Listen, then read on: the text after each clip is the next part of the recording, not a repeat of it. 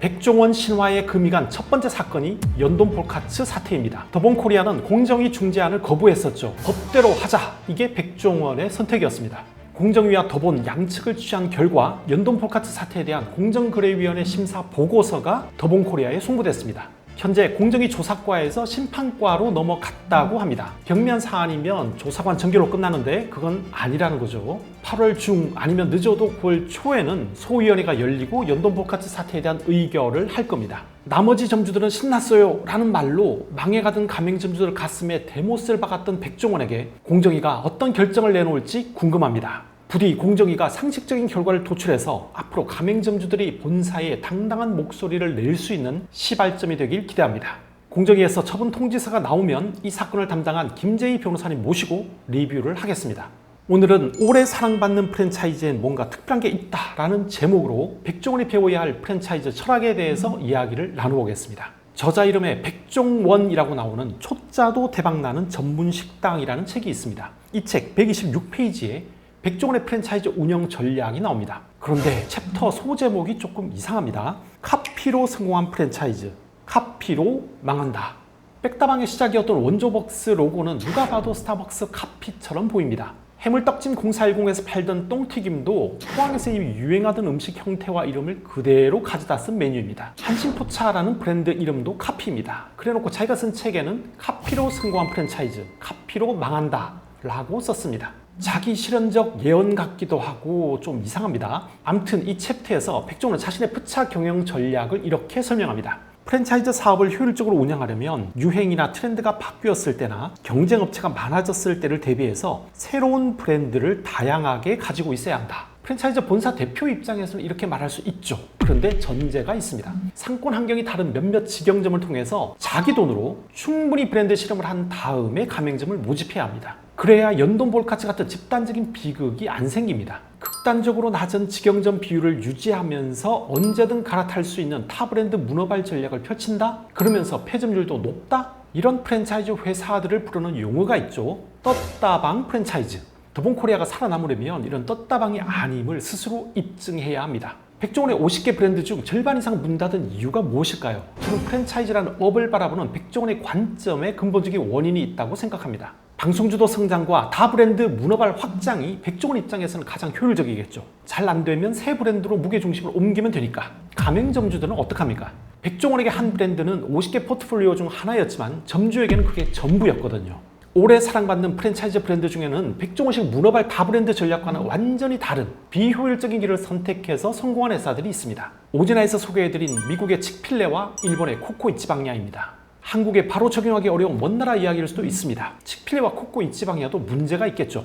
완벽한 회사가 세상에 어디 있겠습니까? 그래도 여러 시행착오 끝에 그들이 만들어낸 지속가능한 프랜차이즈 시스템은 우리가 배울 점이 분명히 있습니다. 오늘은 연돈 폴카츠 공정위 의결을 앞두고 칙필레와 코코 이치방야 몰아보기 영상을 준비했습니다. 함께 해주신 이종균 교수님과 김정은 박사님께 다시 한번 감사드립니다. 한 가지 당부드릴 게 있습니다. 코코 이치방야가 우리나라의 프랜차이즈로 진출했던데 홍보하는 거 아닙니다. 저도 한번 가봤는데 우리나라 코코 이치방야는 그냥 평범했습니다. 일본 본사의 가맹점 출점 시스템 중 좋은 점만 우리가 참고하면 됩니다. 우리나라에도 세계적으로 사랑받고 인정받는 프랜차이즈 브랜드가 나오기를 바랍니다.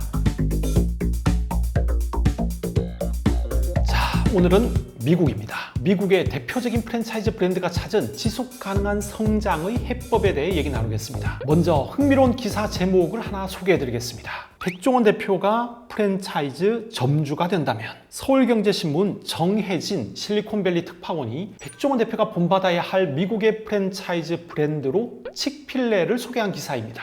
여기 우리나라 프랜차이즈 가맹점주들의 눈이 번쩍 뜨일 만한 놀라운 내용이 하나 나옵니다. 칙필레가 공개한 통계에 따르면 매년 6만 명 이상이 가맹점을 신청하지만 승인율은 1% 미만이다.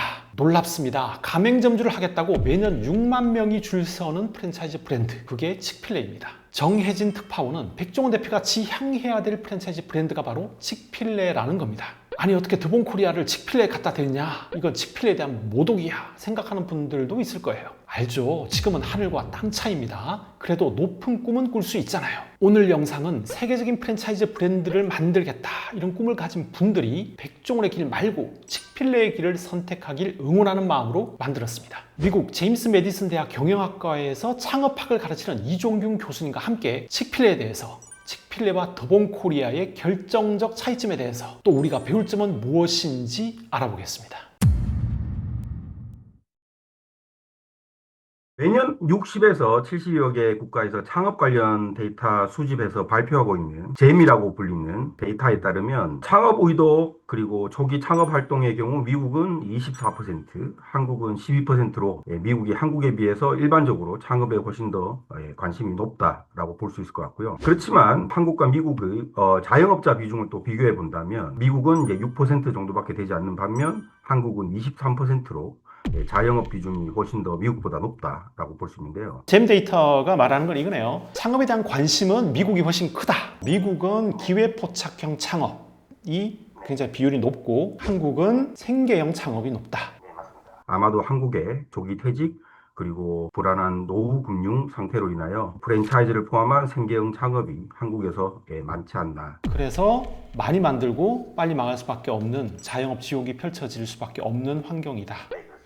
미국에서 프랜차이즈는 언제 처음 시작됐나요? 한국으로 치면 조선 후기 같은데요. 1850년대에 싱어라는 재봉틀을 판매하는 회사가 처음으로 이제 프랜차이즈를 시작했다라고 알려져 있고요. 1919년도에 A&W 루트비어라는 회사가 이제 스탠드를 시작했고 1926년도에 이제 프랜차이즈를 시작했습니다. 레스토랑 프랜차이즈로 따지면 거의 한 100년의 역사를 자랑하는데 우리나라와 다른 미국 프랜차이즈 브랜드들의 특징이라면 어떤 게 있습니까? 첫 번째로는 미국은 장수 브랜드들이 많죠. 1910년도에 시작했던 AW 루트비어부터 해서 1950년도에 시작했던 맥도날드, 피자헛 같은 프랜차이즈 등장하기 시작했고요. 1960년부터는 이제 저희들이 잘 알고 있는 도미노 그리고 미국 치킨 샌드위치 시장을 거의 1등으로 가지고 있는 이제 칙필에이가 시작됐고요. 두 번째는 한국과는 다르게 미국에서 프랜차이즈가 되는 이제 조건이 아주 까다롭습니다. 프랜차이저가 요구하는 이제 퀄리티를 프랜차이즈가 충족하지 못했을 때는 브랜드의 서스테이너빌리티가 이제 약화될 수 있다라는 측면에서 프랜차이즈들이 아주 되게 까다로운 조건으로 이제 프랜차이즈들을 선택한다. 라는 것이 미국과 한국의 차이점인 것 같고요. 우리나라 같은 경우는 그냥 이렇게 돈 가지고 오면 아이고 어서 오십시오 이러면서 네 환영합니다 이러면 바로 도장 찍고 경험이 없어도 바로 창업을 시켜버리는 게 본사가 빨리 돈을 벌 수 있는 방법이라고 생각을 하는데 미국 같은 경우는 가맹점주가 되는 조건이 까다롭다. 그렇습니다. 돈만 가지고 프랜차이즈가 될 수는 미국에서는 없습니다. 세 번째 같은 경우는 본사의 권한이 아주 강하죠. 강한 대신에 한국처럼 갑질이 그렇게 심하지 않다. 가맹점을 통제하는 본사 권한이 강하다. 이걸 보면 갑질이 있을 것 같은데 갑질은 한국보다 상대적으로 굉장히 작다. 이유는 FDD, 그러니까 정보공개서에 워낙 꼼꼼하게 기록을 해놨기 때문에 갑질 자체가 일어날 수 있는 확률이 굉장히 낮다. 그리고 마지막으로 이제 가맹점 유지율을 볼 수 있을 것 같은데요. 미국 같은 경우는 이제 가맹점 유지율이 한 90% 이상으로 알려져 있지만 한국 같은 경우는 이제 프랜차이즈가 되기는 쉽지만 이제 폐업할 수 있는 이제 확률은 훨씬 더 미국보다 높다라는 게 이제 특징일 것 같습니다. 자, 정리해 봅시다. 미국 프랜차이즈는 우리나라와 확연히 다른 4가지 특징이 있어요. 1. 장수 브랜드가 많다. 70년, 80년, 심지어 100년 되는 프랜차이즈 브랜드도 있어요. 2. 가맹점주가 되는 조건이 까다롭다. 아무에게나 가맹점을 막 내주지 않는다는 거죠. 우리나라하고는 완전 딴판입니다. 3. 가맹점 품질, 서비스를 통제하는 본사 권한이 강하다. 4. 가맹점 유지율이 상대적으로 높다. 한마디로 미국 프랜차이즈 브랜드는 본사 대표의 이건 우리 짬뽕 아니에요 같은 말이 원천적으로 불가능한 시장이란 말이죠. 그런 브랜드라면 프랜차이즈 사업을 지속할 수도 없고 바로 집단 소송을 당할 테니까요. 아무나 막 창업시켜버리는 떴다방 분위기가 발붙이기 어렵죠. 그러니 가맹점 유지율이 높습니다. 올해 들어 1월부터 8월까지 8달 동안 우리나라에서 프랜차이즈 사업을 새로 시작하겠다며 신규 등록한 브랜드가 997개입니다. 올해 들어 매달 최소 100개 이상의 신규 프랜차이즈 브랜드가 새로 가맹점을 모으기 시작한 겁니다. 우리나라 프랜차이즈 산업협회는 이걸 산업이 성장했다, 국가 경제에 기여했다 이렇게 표현하면서 가맹사업법 개정을 막기 위해서 로비를 하죠. 속으면 안 됩니다. 쉽게 말해서 그냥 퇴직자들 마지막 돈 털어먹기 좋은 나라 1위란 말이에요. 100년 이상 역사를 쌓아온 미국 프랜차이즈 브랜드 숫자가 3,000에서 4,000개 사이라고 합니다. 근데 우리나라는 올해 8개월 동안 미국의 4분의 1에서 3분의 1 정도 되는 브랜드가 새로 생긴 거예요. 우리나라 프랜차이즈 업계를 표현하는 단어는 난립과 혼탁이 제일 적절할 것 같습니다. 마치 넷플릭스의 은중과 상연처럼 착 달라붙죠. 난립과 혼탁. 규제가 느슨하니까 떴다방 브랜드가 활개치고 본사 갑질 뉴스가 끊이지 않습니다. 미국은 본사와 가맹점의 관계가 우리와는 확연히 다르다고 합니다. 미국의 이제 프랜차이저와 프랜차이즈에 대한 룰은 FTC라는 이제 Federal Trade Commission에 의해서 조정이 되는데요. Franchise Disclosure Document (FDD에) 의해서 중요 정보를 다 공개해야 됩니다. 데일리 오퍼레이션에 대한 아주 디테일한 부분까지 다 써놨기 때문에, 그리고 향후에 추가될 수 있는 fee에 대한 부분도 다 정확하게 기재해놨기 때문에 그 바깥으로 넘어가기가 쉽지 않죠. 예를 들어서 이제 도미노 피자의 이제 FDD 같은 경우 한 550장이 넘어가고요. 550장이요? 그리고 미국에 진출해 있는 한국 기업이죠. 이제 뚜레쥬르 같은 경우도 FDD가 거의 250장이 넘어가는 정도로 아주 상세하게 서로 간의 이제 기대치를 공유하게 됩니다. 만약에 프랜차이저가 이제 FDD에 기록되지 않은 엑스트라 피를 프랜차이즈에게 부과하게 될 경우에는 당연히 소송으로 이어지게 될 것입니다. 한 예를 들어서 이제 미국에서 이제 퀴즈노스라는 이제 샌드위치 만드는 프랜차이즈가 있었는데요. 이 회사가 이 지정된 공급업자와 리베이트에 대한 계약을 이제 밑으로 한 거죠. 집단 소송이 걸렸고 2010년도에 약 1억 불 정도로 연방지방법원이 이제 프랜차이즈에게 벌금을 명령하였고요.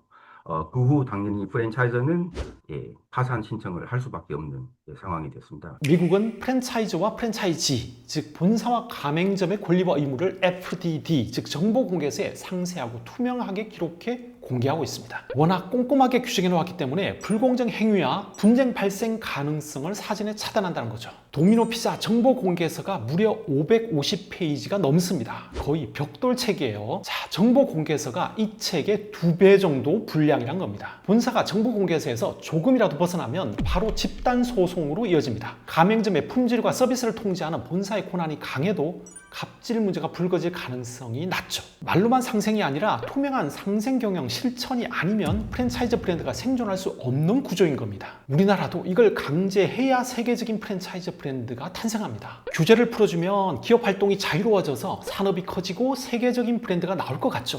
이론적으로만 그래요. 프랜차이즈에서는 아닙니다. 그 결과를 우리가 눈으로 보고 있잖아요. 난립과 혼탁. 이번에 가맹사업법 정말 제대로 개정해야 합니다. 지난번에 한국 프랜차이즈는 마치 중국 축구와 같다고 했죠. 중국 프로축구 리그 구단에 엄청난 돈이 들어왔습니다. 유럽 기준으로 보면 축구 잘 못하는 중국 대표급 선수들 연봉이 어마어마한 수준으로 치솟았죠. 그래서 어떤 일이 벌어졌냐? 장차 EPL, 영국 프리미어리그에 성공하겠다는 큰 꿈 품고 유럽 하부리그 입단 녹화하는 중국 선수가 싹 사라졌습니다. 주전도 보장이 안 되는데 고생스럽게 왜 유럽 2부 리그에 진출합니까? 중국에서 편하게 공차면 돈 더 벌 수 있는데요. 우리나라 프랜차이즈 산업이 꼭 중국 축구와 똑같아요. 중국은 인구 많아도 월드클래스 축구 선수 안 나오잖아요. K드라마가 세계를 휩쓰는 요즘 세계적인 푸차 브랜드 탄생하기 좋은 환경입니다. 근데 왜 세계적인 프랜차이즈 브랜드가 안 나올까?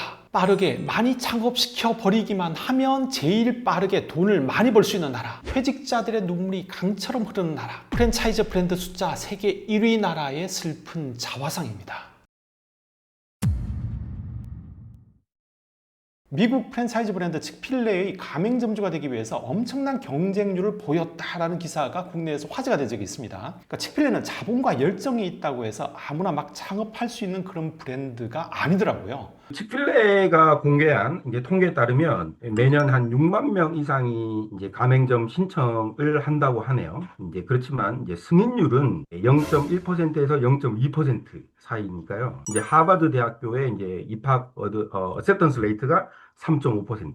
구글이라는 회사에 들어가기 위한 합격률이 0.2에서 0.3%니까요. 칙필레가 더 낮은 편이죠. 그러면 왜 이렇게 많은 사람들이 칙필레 오퍼레이터가 되려고 하느냐? 가맹점만 되면 한마디로 대박이죠.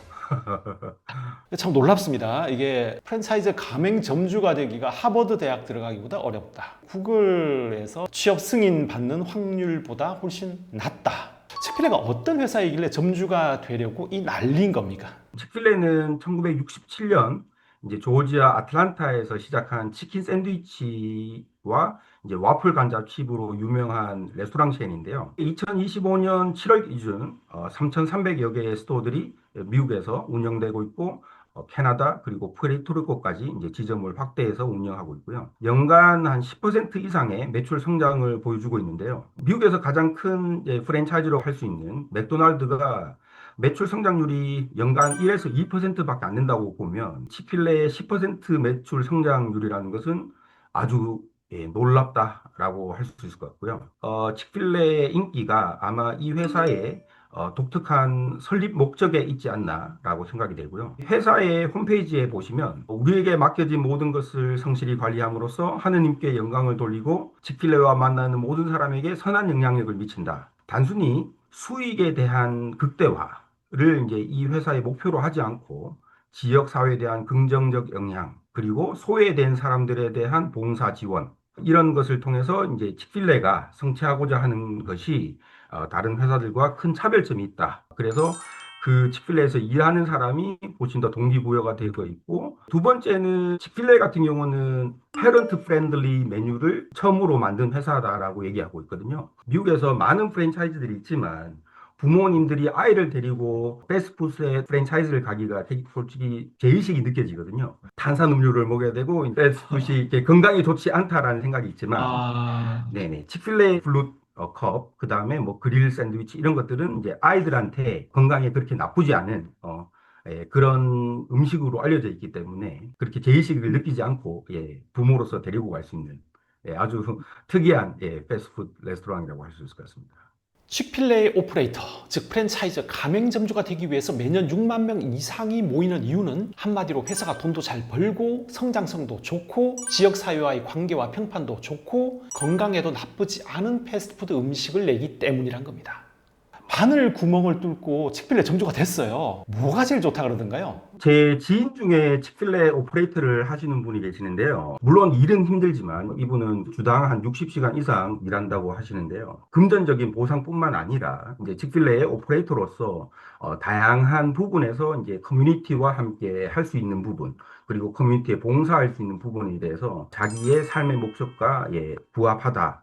그런 면에서 되게 보람을 많이 느낀다라는 것이 저는 되게 감명 깊게 들었던 부분이었습니다. 좋은 대우를 받고 돈을 많이 버는 건 기본이고 거기다가 지역사회와의 어떤 그런 관계를 통해서 자기가 삶에서 좋은 일을 하고 있다라는 뿌듯한 성취감 같은 거를 삶의 의미 같은 것들을 다시 찾게까지 도와주는 정도군요. 치필레가. 네, 맞습니다. 네네. 그것이 치필레의 설립 목적이기도 하고요. 단순히 가맹점주가 되면 돈을 많이 벌 수 있다. 이걸 넘어서서 그 이상의 어떤 가치나 지역사회와의 유대감, 존경까지 느낄 수 있다니 참 부러운 회사인데요. 치필레 홈페이지에 들어가서 가맹점주가 되는 최소 기준을 확인해 봤습니다. 아주 간단하게 적어 놓았어요. 이전에 파산 선고를 받지 않아야 하고요. 5년 이상의 요식업 경력이 필요합니다. 또 사람을 다뤄본 리더십을 갖추고 있어야 되고 영업시간 동안 풀타임으로 직접 운영할 수 있는 사람만 점주로 지원할 수 있습니다. 가맹비가 제일 궁금하죠. 근데 자기 자금 $10,000가 필요하다고 나와 있어요.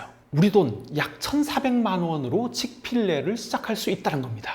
근데 가게도 없고 인테리어도 하려면 여기서 추가로 돈을 많이 들여야 되지 않을까요? 이제 치필레는 다른 프랜차이즈와 다르게 프랜차이즈를 오퍼레이터라는 이름을 쓰고 있고요. 그 오퍼레이터라는 이름을 쓰는 데는 그 이유가 있습니다. 왜냐하면 부지 매입, 집기 인테리어 등 이제 초기 비용에 들어가는 큰 비용들은 치필레의 프랜차이즈에서 부담하는 것이고요. 오퍼레이터 같은 경우는 $10,000의 프랜차이즈 피만 내시면 라이센스를 얻고 운영을 하게 되는 거죠. 그래서 맥도날드나 피자헛 같은 경우는 미국 같은 경우 10억에서 한 25억 이상 들어간다고 보는데 치필레 같은 경우는 이제 오퍼레이터 입장에서는 이제 $10,000불만 내고 시작할 수 있기 때문에 초기 비용이 아주 적다라고 할 수 있을 것 같습니다. 치필레는 가맹비 1,400만 원만 내면 점주가 되어 운영할 수 있다는 겁니다. 부지 매입, 집기, 인테리어까지 본사가 다 부담합니다. 점주가 되기가 어렵지 일단 되기만 하면 치필레 본사가 리스크의 대부분을 떠안는 구조라는 겁니다. 우리나라는 점주에게 거의 대부분의 리스크를 떠넘기죠. 심지어 점주 돈으로 검증되지 않은 브랜드 실험을 막 해서 문제인데 치필레는 프랜차이즈를 경영하는 마인드 자체가 아예 다릅니다. 칙필레 가맹점주 선발 과정은 보통 1년에서 2년 정도 걸린다고 합니다. 리더십이나 지역사회 적합성, 재무적인 책임감 등을 평가해서 1차로 검증을 한다고 합니다. 초기 검증을 통과하면 약 1년 정도에 걸쳐서 여러 가지 심층 인터뷰를 실시합니다. 마지막 단계가 독특합니다. 배우자까지 심층 인터뷰를 한대요. 그 모든 과정을 통과하면 매년 6만 명 이상의 지원자 중에서 0.1에서 0.2% 사이만 가맹점주가 될 수 있습니다. 바늘구멍이에요. 칙필레 창업자 책에 이런 말이 나옵니다. 칙필레에서 가장 중요한 결정은 운영자 선정이다. 창업자 캐시는 매장을 투자처로 생각하는 큰손 운영자를 원치 않았어요. 가장 유능한 리더가 매장을 소유하고 운영하기를 바랐습니다. 칙필레가 역량이 탁월한 운영자를 끌어들이고 다시 그 운영자가 우수한 매장 리더와 직원들을 유인합니다. 직원들도 칙필레 운영자가 되겠다는 꿈을 가지고 있으니까 장기간 근무합니다. 칙필레 매장 직원의 이직률이 업계 평균의 3분의 1도 안 된다는 사실은 운영자에겐 엄청난 무기죠. 직원들에게 과감하게 투자할 수 있으니까요. 칙필레는 운영자 중심의 독특한 비즈니스 모델을 정립했고 이 모델이 칙필레의 성공을 견인했습니다. 대단한 학력이나 경력, 스펙 같은 게 없어도 칙필레의 점주가 된 사례가 있나요?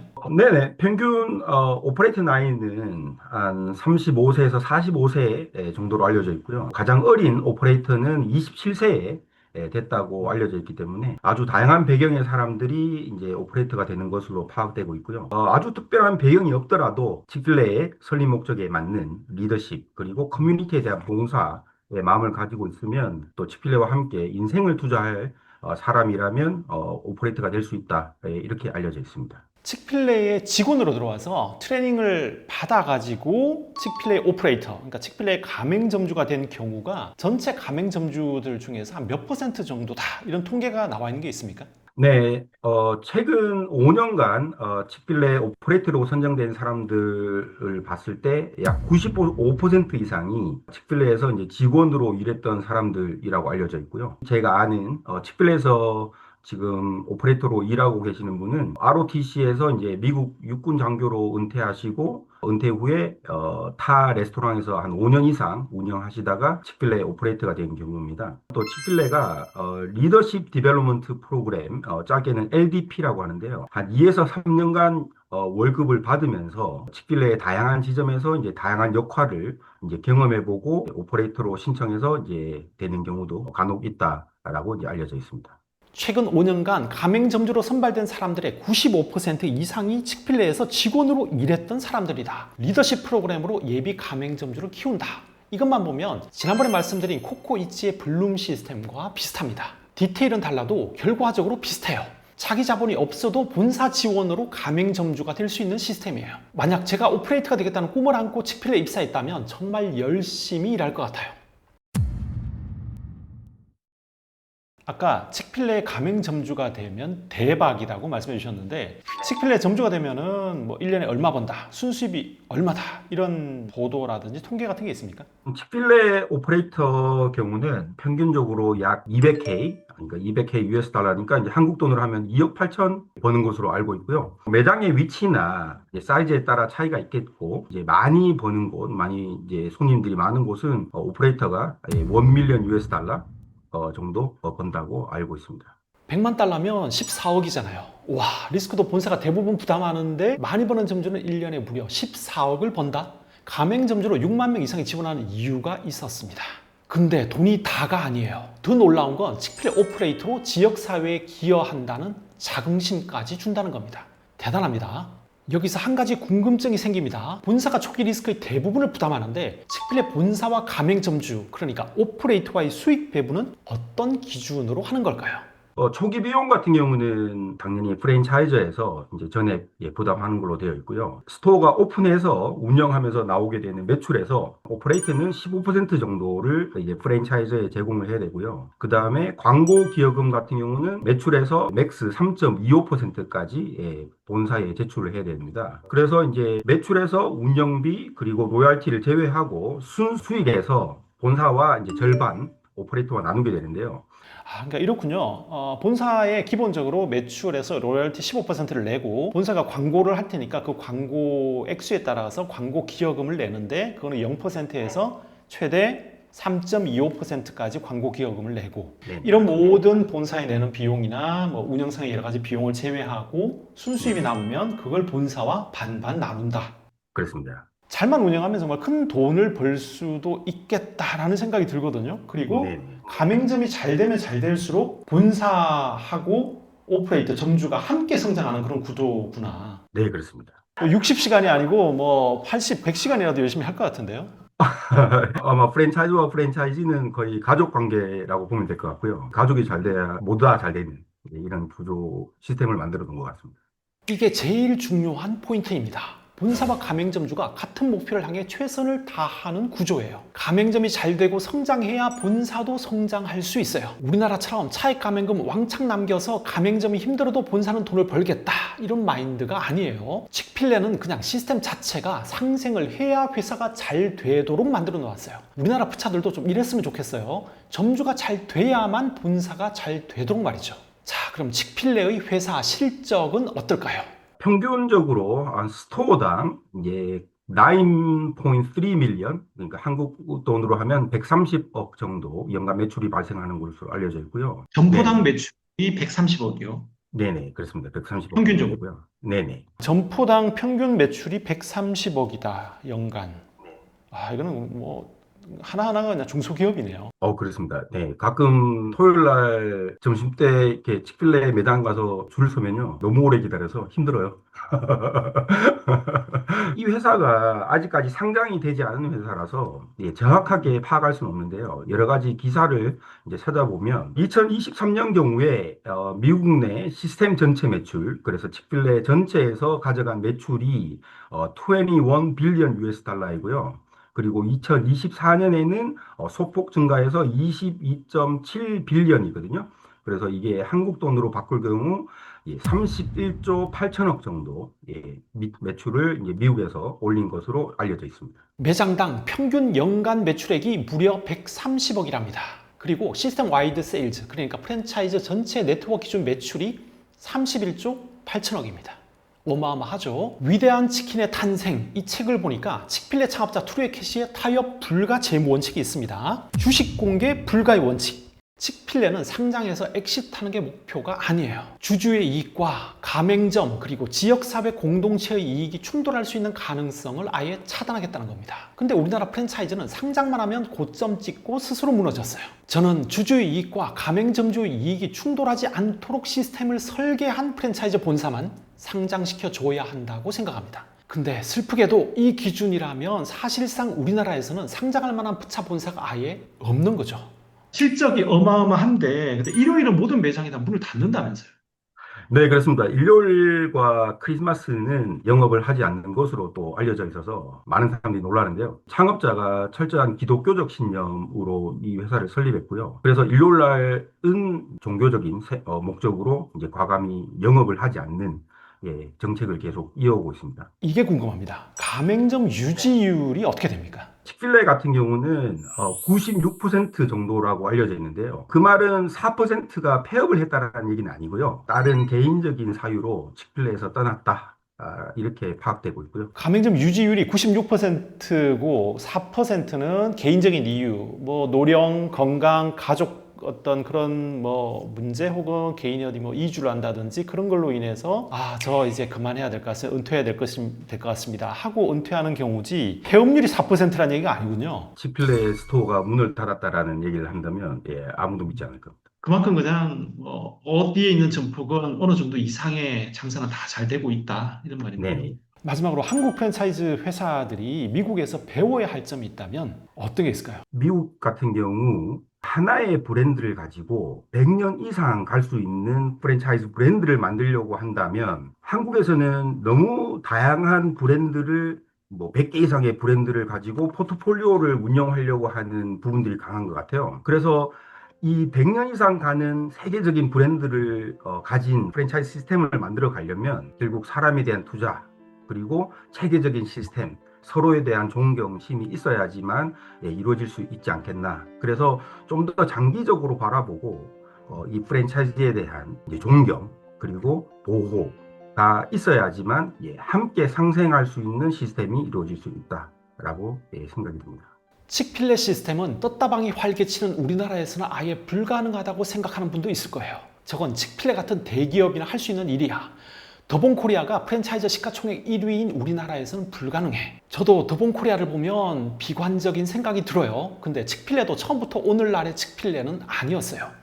위대한 치킨의 탄생이란 책에 보면 이런 내용이 있습니다. 트루의 캐시는 46세이던 1967년에야 마침내 칙필레 1호점을 열었다. 그러니까 그는 요식업에 발을 들이고 처음 20년간은 작은 구멍가게 식당을 운영했다.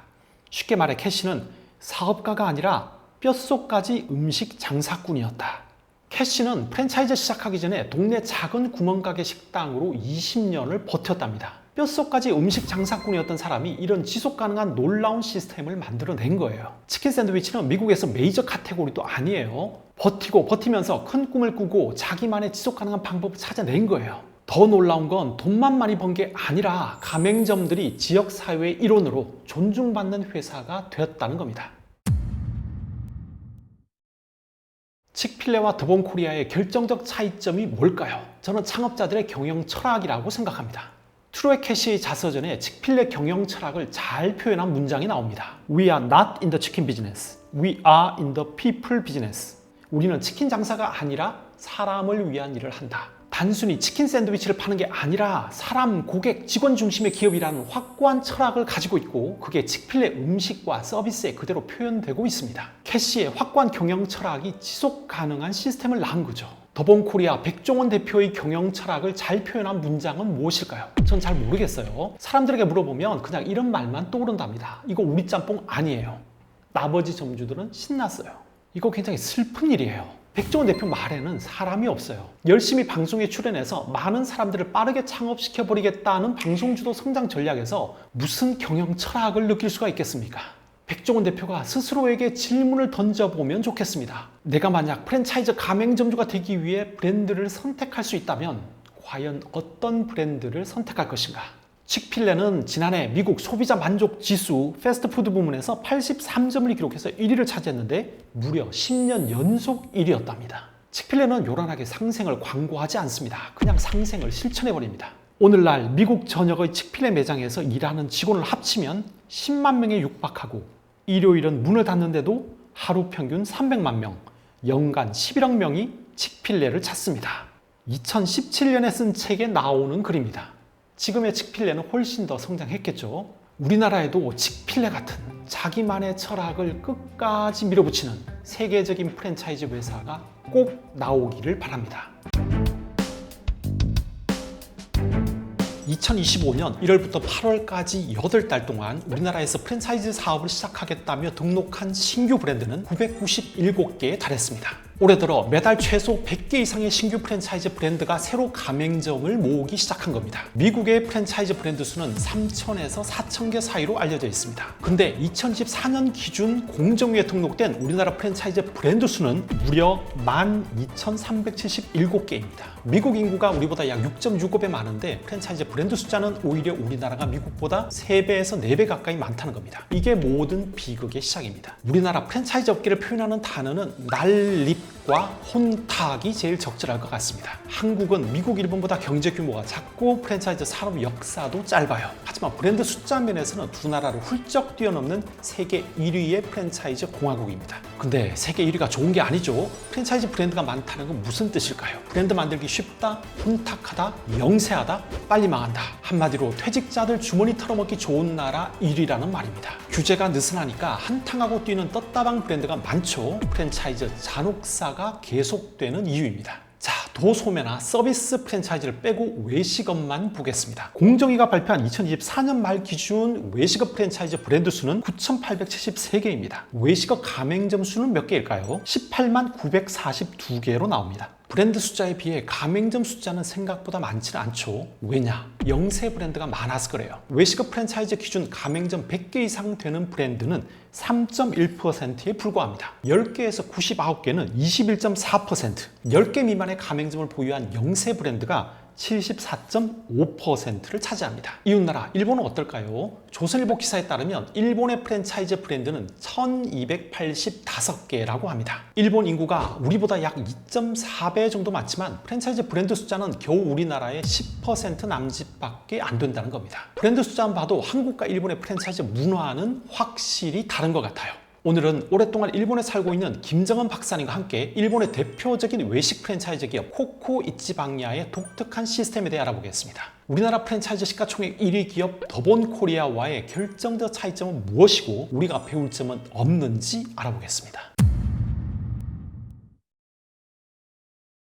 일본의 프랜차이즈는 언제 처음 시작했나요? 1963년에 더 스킨이라는 청소업체와 그다음에 후지야라는 과자점 레스토랑 운영하는 업체가 있는데 이 두 군데가 가장 일본 최초의 프랜차이즈라고 알려져 있습니다. 일본에서 프랜차이즈가 본격적으로 확산된 계기가 있었나요? 1969년에 자본 자유화가 되면서 70년대부터 외국계 자본이 많이 들어오게 돼서 KFC라든지 맥도날드 같은 업체들이 들어와서 일본 사회에 프랜차이즈 업체가 많이 확산되었다고 알려져 있습니다. 우리나라와는 다른 일본 프랜차이즈만의 특징이라면 어떤 게 있을까요? 일본의 프랜차이즈의 가장 큰 특징은 가맹점이 법인인 경우가 훨씬 많다는 얘기예요. 개인보다 법인 가맹점을 선호하는 업체도 많고요. 우리는 법인만 모집합니다 하는 프랜차이즈 본부가 1998년에는 50% 정도였는데 2022년에는 70%까지 늘어났다고 합니다. 그러니까 예를 들어서 KFC, 켄터키 후라이드 치킨의 경우는 법인 가맹점만 모집하고 있다고 합니다. 개인이 하고 싶어도 할 수가 없네요. 네. 기업이 신규 브랜드를 만들어서 프랜차이즈 사업에 진출해 볼까 검토하는 경우는 많이 봤어요. 우리나라에서는 다들 본사가 되려고 하지 가맹점을 해볼까 생각하는 회사는 별로 본 적이 없어요. 근데 일본은 오직 법인 가맹점만 모집하는 프랜차이즈 본사가 70%라니 놀랍습니다. 그 이유가 무엇일까요? 프랜차이즈 본부가 일단 단기간에 많은 가맹점을 늘려서 돈을 벌자 하는 마음보다는 가맹점 수에 그렇게 연연하지 않고 더 안정되고 믿을 수 있는 업체를 선호하는 것 같아요. 개인보다 법인이 자금력도 인재 확보도 더 안정성이 있고 또 융자 같은 것도 개인보다는 법인한테 더 융자가 잘 되는 거잖아요. 그러면 법인들이 주로 프랜차이즈로 가맹을 한다면 우리나라처럼 본사와 가맹점의 관계가 이렇게 갑과 을의 관계가 아니라 조금 대등한 관계라고 봐도 되겠네요. 네, 이거에 대해서 논문을 쓴 사람도 있는데 예를 들어 개인과 프랜차이즈 본부는 어쩔 수 없이 위아래의 권력 관계가 생기게 되는데 이거는 한국뿐 아니라 영어권 프랜차이즈 산업도 그렇다고 해요. 그런데 일본의 경우는 법인 가맹점이 많으니까 동반자 관계라고 그래서 권력이 대등하다고 많이 말들 하고요. 그러다 보니까 멀티 프랜차이즈, 메가 프랜차이즈라는 존재가 있다고 합니다. 일본은 중소기업이나 부동산을 보유한 작은 기업이 안정적인 프랜차이즈 브랜드를 선택해서 법인 가맹자가 되는 경우가 많다고 합니다. 경영 전략 차원에서 혹은 자산 배분이나 보유 부동산 활용 차원에서 기업이 본사를 골라서 가맹점이 된다는 겁니다. 예를 들어 썬파크라는 회사는 10개 이상 프랜차이즈 브랜드 가맹에서 65개의 점포를 직접 운영하는 회사입니다. 이 회사는 원래 독자적으로 2-3개의 레스토랑을 직접 운영했는데 1992년 적자로 어려움을 겪었습니다. 이때 경영 위기의 돌파구로 프랜차이즈 가맹을 선택해 흑자 전환에 성공했답니다. 이때부터 마치 투자 자산 포트폴리오 구성하듯이 다양한 프랜차이즈 브랜드와 가맹 계약을 맺었고 지금은 65개 점포를 운영하는 멀티 브랜드 메가 프랜차이즈 회사로 성장했어요. 일본의 프랜차이즈 브랜드들이 오래 지속되고 안정적이기 때문에 가능한 전략이죠.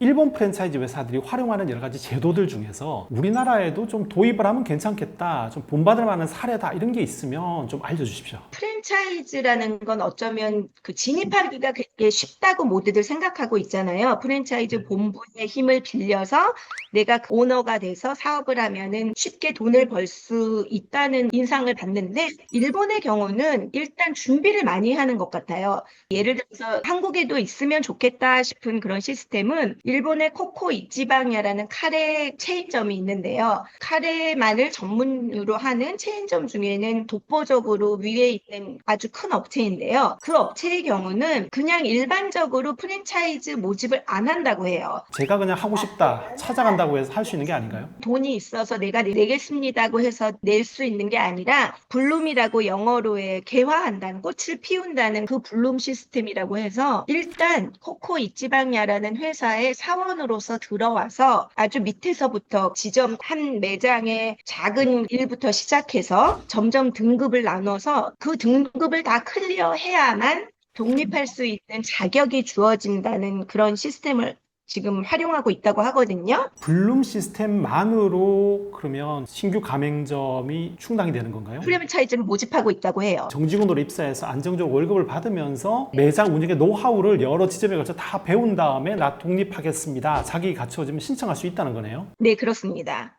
그러면 직원들은 굉장히 동기부여도 되고 정말 나 열심히 해봐야겠다는 생각이 들겠네요. 그 9단계를 거쳐서 독립을 할 수 있는 퍼센테이지라고 할까요? 그거 전체 10% 정도라고 해요. 그러니까 그렇게 쉽게 누구나 독립할 수 있는 건 아니라고 합니다. 우리 가맹점 내고 싶으면 입사해라. 그리고 노하우를 정말 잘 배우고 훈련을 받아라. 9단계를 다 거쳐라. 이걸 다 클리어하면은 자격이 주어진다. 네, 맞습니다. 한마디로 코코이치 가맹점을 내고 싶다면 정직원으로 입사해서 9단계 이르는 과정을 다 통과해라 이겁니다. 우리나라 프랜차이즈와는 지향점이 다른 것 같아요. 우리나라에서 프랜차이즈로 크게 빠르게 성공하는 방법은 백종원 대표가 잘 보여줬잖아요. 미디어를 통한 대대적인 홍보로 빠르게 가맹점주를 모집하는 게 성공의 지름길로 여겨졌습니다. 외식업 경험이 전혀 없는 사람이더라도 빠르게 창업시켜버리는 거죠. 초기에 인테리어비, 가맹비, 교육비 한 방에 왕창 당기는 것과 차액 가맹금으로 유통 마진을 많이 남기는 게 주요 수익 모델입니다. 기존 가맹점이 계속 망해도 신규 가맹점만 빠르게 모집하면 본사는 돈을 버는 구조예요. 연예인을 모델로 써서 빠르게 가맹점을 모으는 무슨 화로구이, 한우 프랜차이즈 다 이런 전략이에요. 모두 백종원의 성공 방식을 따라가는 겁니다. 본사와 가맹점의 이해관계가 일치하지 않을 수도 있다는 말이죠. 창업 희망자를 정규직으로 뽑아서 월급 주면서 철저하게 트레이닝 시킨 다음에 점포를 내준다? 백종원 대표가 보기에 코코이치 시스템은 비효율의 극치죠. 근데 누가 더 오래 갈까요? 더본코리아일까요? 코코이치일까요? 결국 오래 살아남는 시스템은 코코이치일 겁니다. 일단 훈련받은 가맹점주 퀄리티가 다르고요. 본사와 가맹점의 이해관계를 일치시키는 면에서도 코코이치가 월등합니다. 일본에서도 코코이치의 블룸 시스템을 긍정적으로 다룬 기사가 많습니다. 일하는 사람의 꿈을 실현하는 카레업계의 왕 코코이치 방야. 그 압도적인 강점과 오너 육성 시스템. 일본 경제지 기사에 따르면 코코이치의 블룸 시스템은 일본의 전통적인 도제 시스템인 노렌 와케를 현대적으로 계승한 제도라고 합니다. 말하자면 이 블룸 시스템이 노렌 와케라고 보시면 되는데, 일본에 여행을 가시거나 하시면 예를 들어 소바집이나 우동집에 가게 앞에 이렇게 천으로 우리나라에선 그걸 밥이라고 하나요? 그 가게의 어떤 문양이나 가게 이름이 적혀 있는데 그거를 노렌이라고 해요. 예를 들어서 옛날부터 일본은 장인이라고 그래서 우동을 만드는 그런 노하우 같은 걸 이 우동집 주인이 점원한테 가르쳐 주잖아요. 그러면 그 점원이 그걸 다 배워서 저도 이제 가게를 내고 싶습니다 했을 때 이 상호를 써도 된다. 우리 가게의 이런 문양을 써도 된다 하고 허락을 해서 이렇게 독립을 시켜주기 때문에 그거를 노렌 와케라고 일본말로 하는데, 말하자면 이 블룸 시스템이 그 노렌 와케를 적용한 시스템이라고 그렇게 얘기들을 합니다. 스승님의 가게를 쓸 수 있게 해주는 거군요. 본점이 장인인 내가 이 식당은 보증합니다. 이런 의미군요. 네, 맞습니다. 인정해 준다는 얘기죠. 하산해도 된다 이 말이군요. 그거를 그게- 프랜차이즈에 적용한 거죠. 코코이치 방야 가맹점을 내고 싶어서 입사했고 블룸 시스템을 통해 9단계를 다 통과했어요. 자, 그럼 창업 비용은 얼마나 들까요? 2019년 기사에 따르면 28평 38석 기준으로 코코이치 평균 창업 비용은 총 3,176만 엔이 듭니다. 우리 돈으로 약 3억 원 정도입니다. 세부 항목을 보면 가맹금 30만 엔, 가맹 보증금 146만 엔, 인테리어 및 집기, 설비 투자에 2,400만 엔, 물건 취득비 500만 엔 등입니다. 가맹금은 모든 가맹점이 본사에 처음 납부해야 하는 브랜드 입장료 같은 돈이에요. 본사 브랜드와 로고를 사용하는 대가죠. 코코이치는 30만 엔을 받습니다. 보증금은 우리나라 프랜차이즈의 계약이행 보증금 같은 거예요. 계약 위반이나 물품 대금 미납에 대비해 맡겨두는 돈이죠. 코코이츠는 146만 엔이에요. 이건 계약을 종료하면 돌려받을 수 있는 돈입니다. 인테리어 및 집기, 설비 투자 비용이 2,400만 엔이니까 우리 돈 약 2억 2,600만 원입니다. 이게 제일 큰 비중을 차지하네요. 물건 취득비는 가게 자리를 얻는 데 들어가는 총 비용이에요. 일본에서는 부동산의 물건이라고 한답니다. 물건 취득비는 점포보증금 더하기 중개수수료 더하기 레이킹이라고 합니다. 중개수수료는 부동산한테 임대인과 임차인 양쪽에서 다 줘야 하고요. 레이킹이란 비용이 독특한데, 레이킹은 점포를 빌려준 집주인에게 점포 얻는 사람이 고맙다고 주는 돈이랍니다. 좀 신기하네요. 코코이츠의 물건 취득비, 즉 가게 얻는 비용은 다 해서 평균적으로 500만 엔 정도 든다는 거죠. 2019년 기사에 따르면 이렇게 다 합해서 3,176만 엔, 우리 돈으로 약 3억 원 정도가 든다는 건데, 일본의 물가 인상을 고려하면 지금은 좀 올랐을 것이고 매장 크기에 따라서도 비용 편차가 클 겁니다. 어쨌든 괜찮은 입지에 코코이치 점포를 내려면 어느 정도 자본력이 있어야겠죠. 만약 본사가 요구하는 9단계를 통과해서 독립 조건은 되는데 점포를 낼 만한 자본은 없다, 그러면 코코이치를 창업할 방법은 없는 걸까요? 코코이치방야의 블룸 시스템을 좀 칭찬하면서 쓴 기사들을 보면 가게를 운영할 토지나 프랜차이즈를 시작할 비용이 없어도 의욕만 있으면 독립이 가능하다고 나와 있는데요. 내가 돈이 하나도 없어도 코코이치방야 본사에서 채무 보증을 받아서 은행에서 돈을 융자 받아서 가게를 차릴 수가 있다는 얘기죠. 그러면 독립하려면 예. 평균적으로 어느 정도 걸립니까? 가장 짧게는 2년 만에 독립하는 사람도 있고 보통 평균적으로는 5, 6년 정도라고 합니다. 대신 한 10년 걸려도 독립하지 못하는 사람도 있는데 그렇다고 해서 나가라고 하지는 않으니까 10년이 지나도 내가 포기하지만 않고 열심히 하면 인정받으면 독립할 수는 있다고 합니다. 보내주신 데이터를 제가 보겠습니다. 블룸 시스템으로 독립한 사람들의 36.9%는 5, 6년이 걸렸다. 이게 제일 많은 그룹이고, 그 다음으로 많은 그룹이 7, 8년 걸렸다. 18.6%. 세 번째로 많은 그룹은 11년, 12년 근무 후 독립할 수 있었다. 이렇게 나와 있네요. 나이 제한도 있을 것 같아요. 일단 입사는 45세라는 연령 제한이 있습니다. 그러니까 45세가 넘으면 이 블룸 시스템이라는 걸 이용할 수가 없는 거죠. 정리해 볼게요. 1. 일본의 대표적인 카레 프랜차이즈 코코이치 방야는 원한다고 해서 누구에게나 가맹점을 내주지는 않는다. 2. 가맹점 오너가 되는 방법은 딱 하나, 45살보다 적은 나이에 코코이치에 입사해서 블룸 시스템을 통해서 9단계를 통과하는 것이다. 3. 블룸 시스템은 일본의 전통적인 노렌 와케 제도를 프랜차이즈에 도입한 것으로 우리나라 가맹본부도 참고할 만하다. 일반적으로 일본에서 코코이치 오너가 되면 연수입 1,000만 엔이다 라는 말이 있었나 봅니다. 요즘은 원재료 값이 많이 올라서 실상은 그렇지 않다, 이런 글들도 많이 보인다고 합니다. 코코이치의 블룸 시스템이 착취 비즈니스인 프랜차이즈 업계에서 가장 우수한 시스템이다 라고 평가한 기사도 눈에 띕니다. 코코이치는 노동시간이 길다는 것과 워낙 엄격해서 도중에 그만두고 나가는 사람이 많다는 비판도 나오고 있다는데요. 다 떠나서 코코이치 오너가 되겠다는 꿈을 가진 직원들 입장에서는 확실한 동기부여가 될 시스템입니다. 코코이치방야 총 가맹점 숫자하고 그 중에서 직영점은 몇 개 정도 되는지가 궁금합니다. 코코이치방야가 2025년 2월 기준으로 전체 1,480개의 매장을 가지고 있는데요. 그 중에서 국내 직영점은 149개 점포, 해외 점포는 216개, 그리고 프랜차이즈 점포는 1,115개라고 합니다. 코코이치방야 해외 점포 216개 중에는 직영도 있고 직영이 아닌 것도 있습니다. 해외 직영점 비율은 통계를 못 찾겠네요. 자, 일본 국내에서만 보면 총 점포 1264개 중에서 직영점이 149개입니다. 약 11.7%가 직영점으로 운영되는 거죠. 해외에서 지속적으로 잘 나가는 프랜차이즈 브랜드들을 보면 오랫동안 잘 운영되는 직영점이 많다는 공통점이 있습니다. 미국에는 코코이치보다 훨씬 직영점 비율이 높은 대형 프랜차이즈 브랜드들도 많죠. 반면에 우리나라 프랜차이즈 시가총액 1위 기업 더본코리아는 어떨까요? 대표 브랜드 백다방은 올해 상반기 기준 점포 1,819개를 운영 중인데 직영점은 단 2개뿐입니다.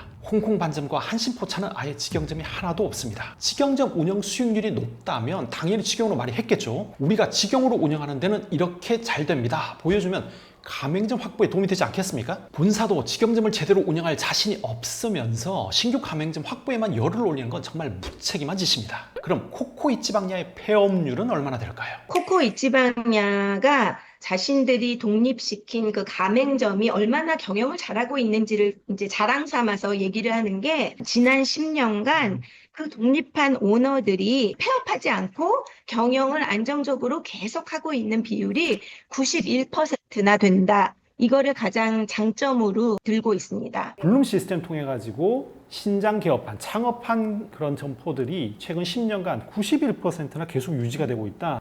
매우 높네요. 지속적으로 안정적으로 경영을 잘 할 수 있도록 그 시작하기 전에 미리 경영 노하우를 충분히 알 수 있도록 하는 그거를 자기들의 이 프랜차이즈 사업의 가장 큰 장점으로 뽑고 있고 그게 바로 코코이치방야의 점주들이 망하지 않는 비결이다 이렇게 말하고 있습니다. 되게 그냥 안정적으로 정규적으로 일하면서 돈을 벌면서 독립할 수 있는 꿈도 갖고 있고 내가 큰 돈을 벌 수 있다는 목표가 있으니까 더 열심히 일할 테고 회사가 잘 될 수밖에 없을 것 같은데 자 그러면 코코이치방야 실적이 그러면 어느 정도 되는지가 굉장히 궁금하거든요.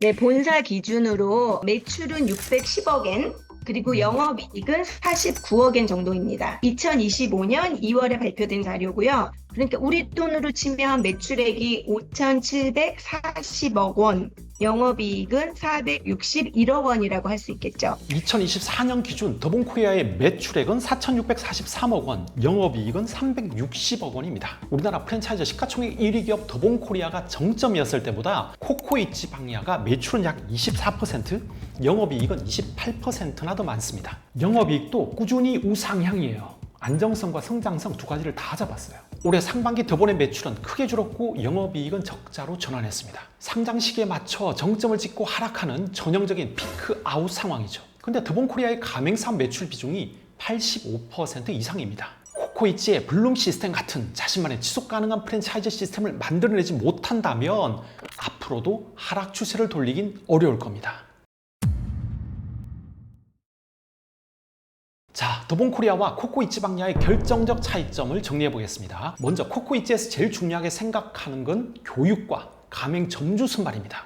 그래서 개발해낸 게 블룸 시스템이에요. 미래의 가맹점주 양성 및 교육 시스템입니다. 왜 이렇게 블룸 시스템을 중요하게 생각하느냐? 제대로 된 교육 없이는 맛과 위생, 운영의 일관성을 유지할 수 없고 가맹사업의 지속 가능성이 없다는 걸 잘 알기 때문이죠. 일본 여행 가시는 분들이 좋아하는 카페 프랜차이즈 중에 코메다 커피라는 브랜드가 있습니다. 코코이치처럼 나고야에서 시작한 커피 브랜드예요. 저도 몇 번 가봤는데 괜찮았어요. 이 회사는 작년 매출이 470억엔, 영업이익이 88억엔 정도 규모의 회사입니다. 우리 돈으로 매출액이 4,420억 원이니까 더본코리아와 비슷하고 영업이익은 828억 원 정도니까 더본보다 훨씬 많습니다. 김정은 박사님께 물어보니 취급하는 제품은 본사 공장에서 일괄적으로 제조를 해서 각 점포로 배송을 하고 있고요. 메뉴 조리도 간단해서 식자재 로스가 별로 없고 운영도 심플해서 프랜차이즈 가맹점으로 일본에서 인기라고 합니다. 이 코메다 커피도 가맹점 오너가 되기 위해서는 적어도 3개월 이상 철저한 교육을 받아야 한답니다. 운영이 굉장히 심플한데도 3개월이나 빡세게 교육을 시키고요. 가맹점을 내고 싶은 오너와 거기에서 일을 할 종업원 2명까지 총 3명은 꼭 교육을 받아야 한답니다. 이 3명 중에서 적어도 2명 이상이 교육과정을 통과해야 비로소 가맹점을 내줍니다. 우리나라 프랜차이즈 같으면 어떻습니까? 본사에 신규 가맹하겠다고 찾아오면 빨리 계약 도장 찍게 하고 후딱 가르쳐서 인테리어비 챙기고 유통마진 많이 남기는 게 목표잖아요. 근데 코메다 커피는 형식적인 교육이 아니라 가맹점 오너가 됐을 때 본사와 똑같이 얼마나 안정적으로 오랫동안 영업을 지속할 수 있는가, 이걸 제일 중요하게 본답니다. 코코이치와 코메다 커피가 제일 중요하게 보는 지표는 폐업률입니다. 점포의 지속 가능성이에요. 빨리 점포를 많이 여는 게 회사의 목표가 아닙니다. 우리나라 프랜차이즈 본사들도 신규 가맹점 확보 중독에서 벗어나야 합니다. 그래야 지속 가능성이 열립니다. 코코이치에서는 이거 우리 짬뽕 아니에요, 이게 원천적으로 불가능하죠. 우리 짬뽕을 제대로 구현할 수 없고 균질한 서비스를 제공할 수 없는 사람에게는 아예 처음부터 점포를 내주지 않기 때문입니다. 코코이치와 더본코리아의 또 다른 결정적 차이점은 직원들에게 동기를 부여하고 꿈을 제공하는 시스템이 있느냐 없느냐입니다. 왜 우리나라에는 세계적인 프랜차이즈 브랜드가 안 나올까요? 왜 우리나라 대형 프랜차이즈는 상장만 하면 꼬꾸라질까요? 확실하게 동기부여가 된 최고의 직원과 가맹점주를 보유할 시스템을 만드는 회사가 없기 때문 아닐까요? 우리나라에서 가맹 사업으로 커진 회사들은 대부분 스스로 무너졌어요. 근데 일본의 코코이치는 노렌와케 제도를 발전시킨 특유의 블룸 시스템으로 지속 가능한 방법을 찾아냈습니다. 마무리하겠습니다. 코코이치를 보면서 프랜차이즈업 성공의 본질은 같은 꿈을 꾸는 최고의 가맹점주들을 사업 파트너로 맞이하는 거라는 생각이 들었습니다. 직원의 차발성을 이끌어내는 시스템으로 최고의 가맹점주를 양성해서 자영업 전쟁터로 내보내는 것. 코코이치 방해가 찾은 답입니다. 우리나라에서도 블룸 시스템처럼 자신만의 독특한 제도로 좋은 가맹점주를 확보해서 오래오래 사랑받는 프랜차이즈 브랜드들이 더 많아지면 좋겠습니다. 오늘도 화이팅입니다. 감사합니다.